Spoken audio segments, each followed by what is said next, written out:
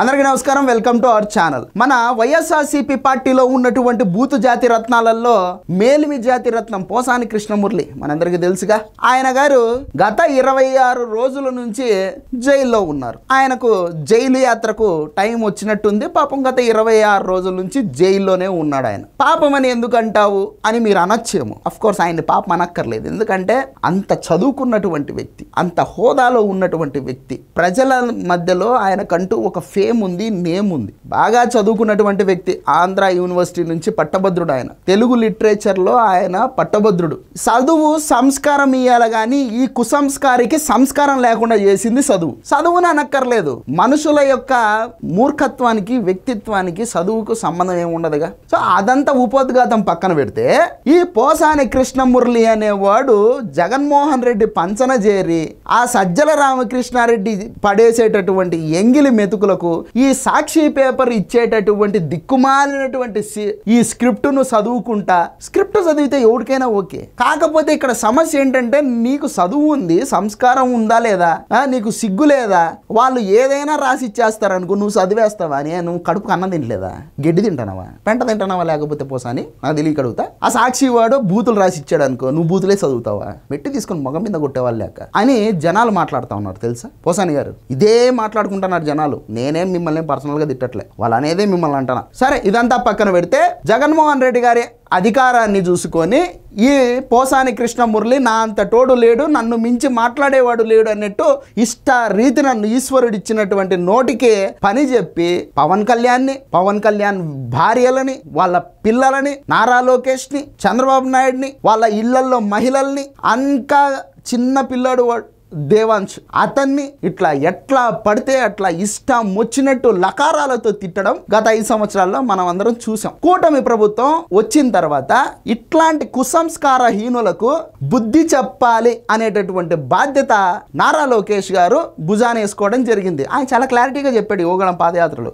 ఎవడెవడైతే నోటికి పని చెప్పాడో, ఎవడెవడైతే చట్టాన్ని ఉల్లంఘించి ప్రవర్తించాడో, ఎవడెవడైతే మనిషి అనేటటువంటి పదాన్ని మర్చిపోయి ప్రవర్తించాడు గత 5 సంవత్సరాలు, వాళ్ళందరికీ నేను సంస్కారం నేర్పిస్తాను, ఆ బాధ్యత నేను తీసుకుంటానని చెప్పాడు. అట్లనే ఆయన పోసాని కృష్ణమురళికి సంస్కారం నేర్పేటటువంటి బాధ్యతలో భాగంగా చేయడం జరిగింది. ఆంధ్రప్రదేశ్లో మొత్తంగా 19 కేసులు ఆయన పైన పెట్టడం జరిగింది. ఎవరు? నారా లోకేష్ పెట్టలేదు. నారా లోకేష్ ఎందుకు పెడతాడు? ఆయనకేం పని పట్టలేదు, ఆయన 3 శాఖలకు మంత్రి, ఆయనకి ఎన్నో పనులు ఉంటాయి. ఆ పార్టీ కార్యకర్తలు, జనసేన పార్టీ కార్యకర్తలు, వీళ్ళు రాష్ట్ర వ్యాప్తంగా 19 కేసులు పెట్టారు. ఈ 19 కేసుల్లో పోసాని కృష్ణమురళికి ఆంధ్రప్రదేశ్ ఫ్రీ ట్రిప్ వేసింది ఏపీసీఐడి.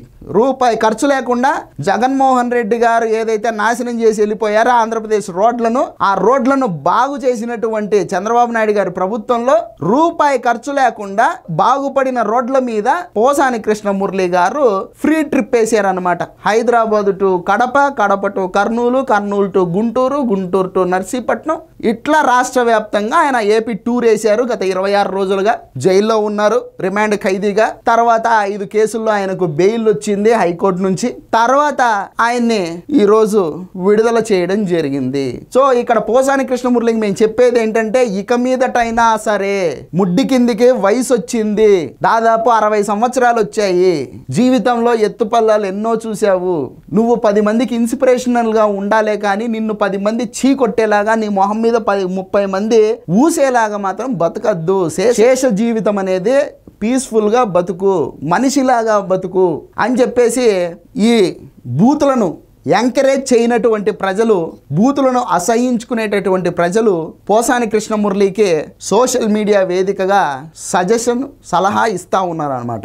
సో పోసాని కృష్ణమురళి గారు ఆ సలహాలను పాటిస్తారో లేకపోతే యాజ్ యూజువల్గా యథాతథంగా సజ్జల రామకృష్ణారెడ్డి సాక్షి పేపర్ ఇచ్చేటటువంటి స్క్రిప్ట్ని మళ్ళా వల్లేస్తారో భవిష్యత్తు మనకు తెలియజేస్తుంది.